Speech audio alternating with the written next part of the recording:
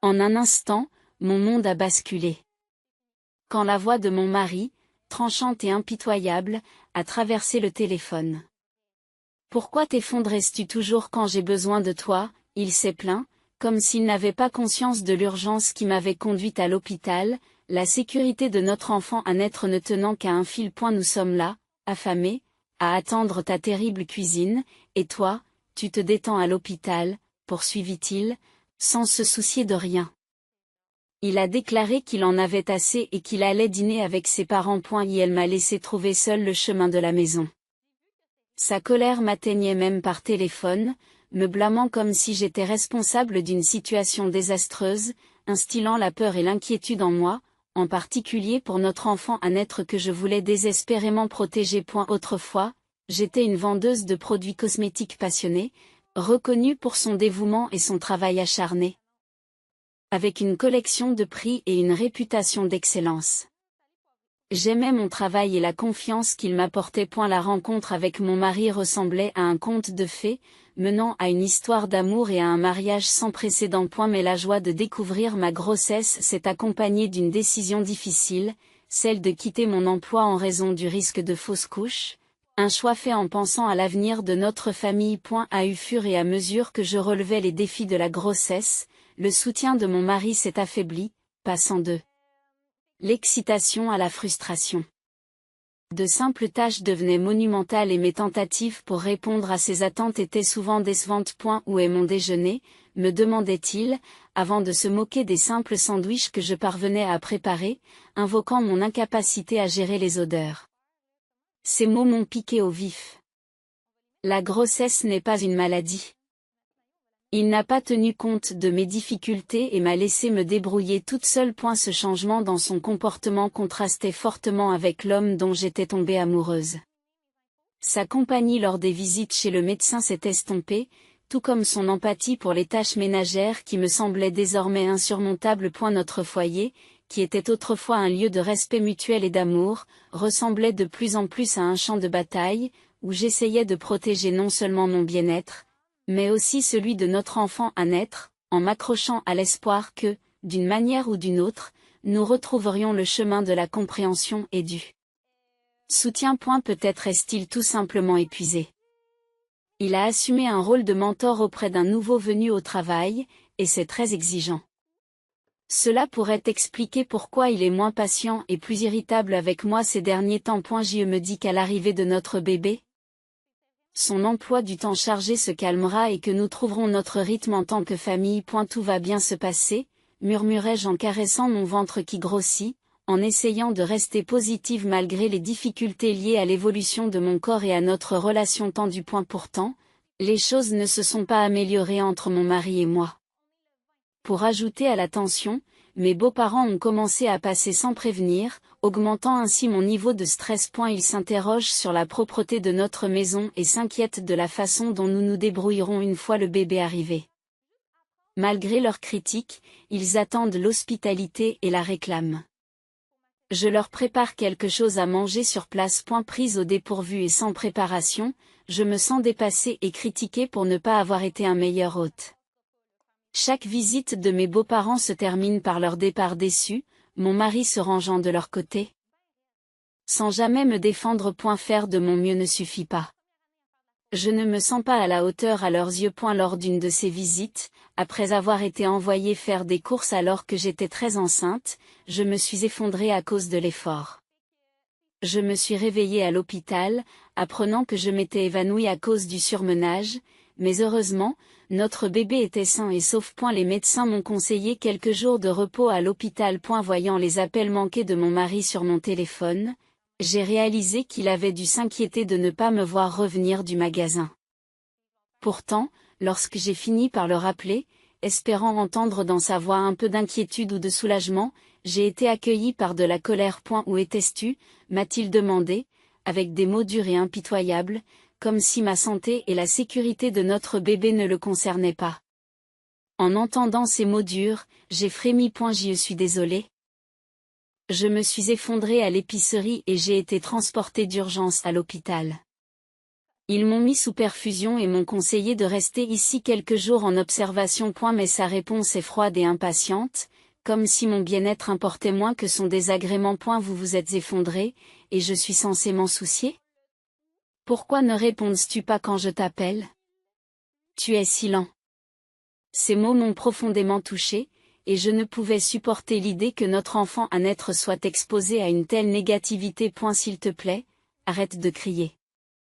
Ce n'est pas bon pour le bébé. J'ai essayé de le raisonner, mais en vain. Il a continué, sans se laisser décourager par mon appel à la gentillesse. Nous sommes là, affamés, à attendre votre terrible cuisine, et vous la coulez douce à l'hôpital. Son intention de dîner avec ses parents et de me laisser me débrouiller seule, même dans mon état, était claire. Et sa voix, pleine de colère et dénuée de toute préoccupation, m'a fait reculer, ne voulant pas exposer mon bébé à des mots plus durs. J'ai mis fin à l'appel, me sentant complètement seule et découragée. De retour dans ma chambre d'hôpital, les larmes ont commencé à couler sur mon visage de manière incontrôlable. C'est dans ce moment de vulnérabilité qu'une voix familière et réconfortante m'a tendu la main. Une voix familière et réconfortante m'a tendu la main. Tu vas bien? J'ai levé les yeux pour découvrir Hélène, une cliente dont je m'étais rapprochée pendant mes années de vente de produits cosmétiques, qui m'offrait une serviette. En la reconnaissant immédiatement, je me suis sentie soulagée et réchauffée. Hélène, c'est vraiment toi. Je suis si heureuse que tu te souviennes de moi. Nos retrouvailles ressemblaient à un coup du sort, un rappel de la gentillesse et des liens humains dont j'avais grand besoin dans les heures les plus sombres de ma vie. Hélène avait été plus qu'une simple cliente. C'était une femme qui, après un divorce difficile, avait perdu confiance en elle et avait cessé de se maquiller. Je me suis souvenu du jour où je l'ai abordée au comptoir des cosmétiques, lui proposant de l'aider à essayer du maquillage. La transformation de son apparence n'était pas seulement physique. C'était un moment de guérison émotionnelle pour elle, un pas vers la reconquête de son estime de soi. Au fil du temps, Hélène est devenue plus qu'une cliente. Elle est devenue une amie. Mais soudain, 5 ans avant que je ne quitte mon emploi, Hélène a cessé de venir et je me suis toujours demandé ce qu'elle était devenue. Aujourd'hui, elle était là, un phare de soutien au moment où j'en avais le plus besoin. J'étais revenue dans l'espoir de renouer avec toi, Hélène. À ma grande surprise, lorsque j'ai visité ton ancien lieu de travail, j'ai appris que tu étais partie, ce qui m'a vraiment déconcertée. Hélène s'est confiée, sa voix étant empreinte d'un mélange de surprise et de déception. Je m'excuse d'être passée si soudainement. En fait, j'étais à l'étranger pour mon travail. Je dirige une entreprise à l'étranger et c'est assez mouvementé. Cela fait longtemps que je n'ai pas eu l'occasion de goûter à la cuisine américaine. Une fois que les choses se sont un peu calmées, j'ai décidé de revenir. Et le croiriez-vous? Juste après avoir essayé de vous retrouver, je me suis retrouvée ici avec une appendicite. Elle explique, son rire égayant l'atmosphère malgré les circonstances. Ce n'est qu'un début, les médicaments devraient suffire. De plus, si j'étais encore à l'étranger, les frais de traitement auraient été astronomiques. D'une certaine manière, je suis soulagée que ce soit arrivé ici. Hélène poursuit, son optimisme et son sourire familier vous contaminent. Ces retrouvailles inattendues m'ont remonté le moral. Et nous nous sommes retrouvés à évoquer joyeusement le passé. Alors que la conversation s'intensifiait, Hélène, avec son sourire toujours bienveillant, m'a gentiment demandé si je n'étais pas obligée de partager si j'étais mal à l'aise. Mais je n'ai pas pu m'empêcher de remarquer que vous étiez bouleversée tout à l'heure. Que s'est-il passé? Faisant confiance à Hélène, non seulement en tant qu'ancienne cliente, mais aussi en tant que véritable amie, je lui ai parlé des difficultés rencontrées avec mon mari et ma belle famille. Je suis vraiment inquiète à l'idée d'amener mon enfant dans un tel environnement, de peur qu'il soit traité de la même manière que moi. Maintenant que je n'ai plus d'emploi, l'idée de vivre de façon indépendante, sans parler d'un enfant, me semble décourageante. À mon grand étonnement, Hélène m'a fait une offre incroyablement généreuse. Il se trouve que j'ai un appartement que vous pourriez utiliser. Je gère quelques propriétés. Cela fait partie d'un projet que j'ai développé sur un terrain dont j'ai hérité. C'est un appartement confortable avec 2 chambres, une salle de bain séparée, des murs insonorisés. Et il est situé dans un quartier sûr, à proximité de commodités telles que des supermarchés et un commissariat de police. Il n'est pas nécessaire de verser une caution pour l'instant, et vous pourrez commencer à payer le loyer dès que vous serez installé. C'est une très bonne affaire. Qu'en pensez-vous? L'enthousiasme d'Hélène était palpable, et son offre est si sincère qu'elle m'a arraché un rire d'incrédulité. Était-ce-vous sûr de pouvoir l'offrir à des conditions aussi favorables? Demandai-je, subjugué par sa gentillesse. Absolument, Hélène. Je vous connais assez bien pour savoir que vous prendrez bien soin de cet endroit. De plus, je crois qu'il est important de se soutenir mutuellement dans les moments difficiles. Vous êtes plus que la bienvenue. Elle m'a assuré que sa générosité était évidente. Et la gentillesse inattendue d'Hélène était une lueur d'espoir, offrant non seulement un endroit où loger, mais aussi la possibilité d'un nouveau départ. Désireuse de donner un coup de main à quelqu'un qu'elle appréciait, Hélène m'a offert son appartement, un acte de gentillesse que je ne pouvais pas refuser. J'ai accepté avec gratitude. Quelques jours plus tard, après que les médecins m'ont donné le feu vert, j'ai quitté l'hôpital et, sans hésiter, j'ai emménagé directement dans l'appartement qu'Hélène m'avait préparé. Elle avait tout organisé sans effort, par un simple coup de téléphone, ce qui témoigne de sa remarquable générosité. Je ne suis pas retournée dans la maison que je partageais avec mon mari.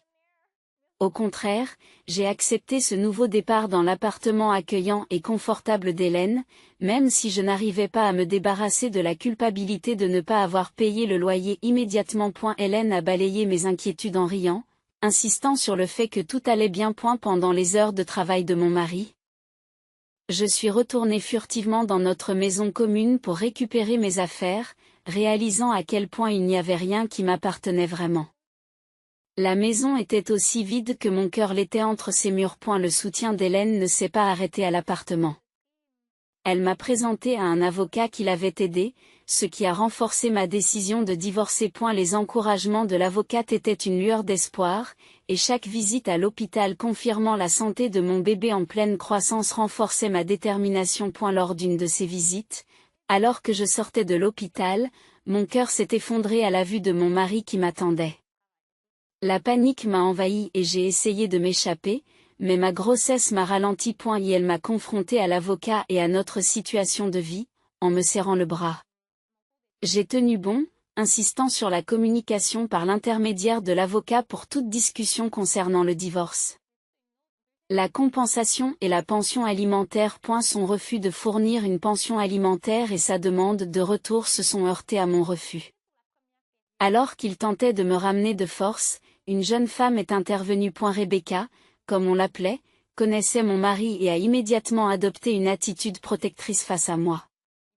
Leur échange familier n'a guère contribué à dissimuler la tension. Rebecca a défié mon mari, George, refusant de le laisser m'emmener contre mon GR et sa détermination et la menace d'impliquer la police ont suffi à modifier la dynamique de la situation, m'apportant une lueur d'espoir et le courage de me défendre dans cette confrontation inattendue. Aujourd'hui, lorsque mon mari a entendu parler de la police, il a pris peur et est parti rapidement. J'ai ressenti un sentiment de soulagement qui m'a donné des fourmis dans les jambes. La femme, Rebecca, est rapidement venue à mes côtés pour me soutenir. Elle m'a demandé si j'allais bien et m'est excusée en m'expliquant à quel point je me sentais soulagée. Rebecca n'a pas hésité à appeler un taxi pour moi, insistant pour que je rentre chez moi en toute sécurité. Même si je me sentais mal à l'aise, elle m'a assuré que ce n'était pas un problème. Lorsque j'ai donné mon adresse à Rebecca, elle a été surprise d'apprendre que j'habitais juste en dessous d'elle. C'était une heureuse coïncidence que nous soyons voisines. Rebecca, joyeuse et attentionnée, s'est avérée être une nouvelle employée sur le lieu de travail de mon mari, George. Elle avait dénoncé le comportement inapproprié de George, ce qui l'avait conduit à être démis de ses fonctions de mentor. George était connu pour son manque d'empathie à l'égard des employés, faisant des commentaires insensibles sur des questions personnelles telles que les menstruations et le mariage. Rebecca a expliqué que le comportement de George n'était pas seulement un problème au travail. Je ne le connaissais que trop bien, car il m'avait traité pendant ma grossesse. 3 semaines après notre rencontre, Rebecca et moi étions devenus proches, partageant des dîners comme des amis. Elle m'a informé que George avait été transféré dans une filiale à la suite d'une série de plaintes et de problèmes au travail. Fait intéressant, Rebecca était la fille d'Hélène, une femme d'affaires prospère qui gérait plusieurs propriétés, dont l'appartement dans lequel je logeais. George s'était vanté de s'occuper du compte d'Hélène, mais son comportement avait entraîné une modification de sa position professionnelle. Hélène avait insisté pour que George soit muté après avoir appris ses agissements au travail et à mon égard. Rebecca, déterminée et compétente, avait pris des mesures pour résoudre les problèmes liés au travail sans compter sur sa mère. Mais lorsqu'elle a réalisé que j'étais liée à sa mère, elle s'est sentie obligée d'agir. Hélène a encouragé Rebecca à présenter toutes les preuves contre George, ce qui a conduit à son transfert. Avec la baisse de ses revenus et l'augmentation de sa charge de travail, la position de George avait considérablement changé. Hélène, forte de son expérience, m'a conseillé de ne pas céder aux tentatives de George pour gagner sa sympathie, soulignant l'importance de rester ferme dans ma décision de divorcer. Ces conseils, venant d'une personne ayant son expérience et ses connaissances, ont été incroyablement rassurants. Après avoir décidé de divorcer, George a essayé de me contacter par l'intermédiaire de l'avocat, me faisant part de la difficulté de son travail et de la façon dont je lui manquais. Il a même dit qu'il était désolé et qu'il voulait que je revienne. Mais je suis restée ferme sur ma décision de divorcer, soutenue par Hélène. George n'a pas eu d'autre choix que d'accepter le divorce et les conditions de la pension alimentaire et des dommages-intérêts, qu'il paierait au fur et à mesure. Cependant, mon prochain grand défi était de traiter avec ma belle famille, en particulier avec mon beau-père, qui était excessivement excité à l'idée que le bébé soit un garçon. Je sentais que des problèmes se préparaient, et mes beaux-parents n'ont pas tardé à passer à l'action. Un jour, alors que je sortais, mon beau-père m'a attrapé par le bras. Il avait suivi Rebecca, pensant la confronter, et m'a vue. Il a exigé que je lui remette mon bébé une fois né, sous prétexte qu'il était l'héritier de la famille. Malgré mes tentatives pour me libérer, sa poigne était forte. C'est alors qu'une voix ferme lui a demandé de me lâcher, suivi d'un mouvement rapide qui l'a fait voler avec une technique de judo. Il s'est avéré que Rebecca avait appris le judo pour se protéger, elle et sa mère, dans les moments difficiles. Elle est aujourd'hui une judoka de haut niveau, avec des titres nationaux à la clé. Rebecca a confronté mon beau-père, lui reprochant d'avoir négligé les actions de George et d'avoir essayé de s'immiscer dans ma vie. Elle a défendu mon droit de prendre un nouveau départ, soulignant que l'ingérence était la dernière chose qu'il devait faire. Le bruit des sirènes se rapprochait, et il s'est avéré que Rebecca avait appelé à l'aide avant de venir me secourir. Ma belle-mère, qui attendait non loin dans la voiture, a regardé tranquillement la police arriver et l'emmener, elle et mon beau-père. Mon beau-père a fini par être arrêté, après réflexion. Ma belle-mère a décidé de divorcer. Elle voulait repartir à zéro et vivre une vie qui ne soit pas dictée par les autres, et elle a choisi de retourner vivre à la campagne. George a essayé de convaincre sa mère de le laisser venir avec elle, disant qu'il était fatigué de son travail et de ses longues heures. Mais elle l'a fermement rejeté. Par l'intermédiaire de l'avocat, ma belle-mère m'a présenté ses excuses et m'a laissé un peu d'argent en signe de bonne volonté. Hélène m'a expliqué qu'il était courant que les gens se sentent perdus après avoir quitté un mariage et que l'argent était probablement une façon pour ma belle-mère de s'excuser et de soutenir l'avenir de mon fils. J'ai été surpris par son soutien, compte tenu de son comportement passé, mais j'ai été reconnaissant de sa tentative de réparation. Après avoir prononcé le divorce, j'ai donné naissance à un garçon en bonne santé. Ma belle-mère s'est installée à la campagne, préférant une vie de solitude à celle de George. Lorsque mon beau-père a été libéré, il a découvert que la maison avait disparu, démolie par ma belle-mère avant son départ. Et elle a fini par s'installer chez George, ce qui n'a fait qu'aggraver les problèmes et a conduit George à démissionner de son emploi en raison d'une réputation ternie. Malgré tout, les paiements de la pension alimentaire ont continué à arriver de manière fiable, probablement grâce à Hélène et à l'avocat. Rebecca, pour sa part, a été reconnue au travail et est devenue chef de projet, très admirée par ses collègues. Les projets d'Hélène, y compris les propriétés réservées aux femmes et les logements pour étrangers, étaient florissants. Quant à moi, dès que mon fils sera assez grand, j'envisage de reprendre le travail. Hélène m'avait proposé un poste dans le nouveau magasin de cosmétiques haut de gamme qu'elle ouvrait. Hélène a continué à me soutenir et à montrer de l'affection pour mon fils comme s'il s'agissait de son propre petit enfant. Rebecca a également pris le temps de nous rendre visite. Toutes deux m'ont rappelé la force et la gentillesse qui m'avaient aidée à traverser les moments les plus difficiles. J'étais déterminée à être aussi forte et protectrice envers mon fils, inspirée par les femmes incroyables qui m'avaient soutenue.